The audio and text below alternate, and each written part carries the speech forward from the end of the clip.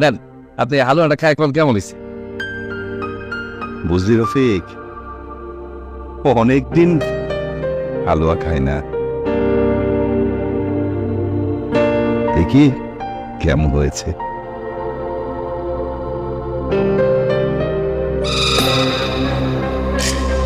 কি ব্যাপার খান সাহেব, ভালো হয় নাই? মার হাতের রেসিপি। রফিক, এই হালুয়ার স্বাদ এমন কেন? এই স্বাদটা আমার খুব পরিচিত রফিক। তা তো করতে পারুন না সাহেব, মানে হয়েছে কি, ওই আমার খালাতো ভাই বন্ধুর মার কাছ থেকে এই রেসিপিটা শিখছিলাম আর কি। ও তাই? কেন আপনার কি কোনো স্মৃতি মনে পড়ছে নাকি?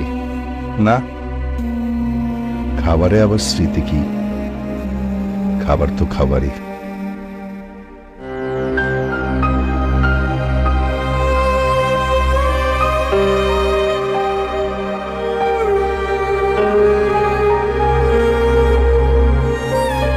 হয়েছে সাহেব, আর খাওয়া লাগবে না, আপনি শুয়ে বলেন, আমি আপনার আপনি একটু মাসাজ করে দিতেছি।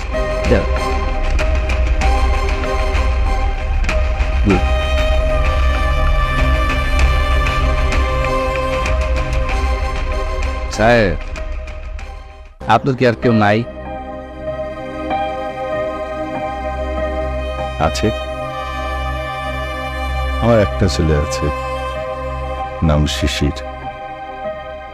ঢাকায় থাকে। গত একটা বছর হয়ে গেল ছেলেটা আমাকে দেখতে আসে না, শুধু মাস শেষে খরচটা করে যাবে।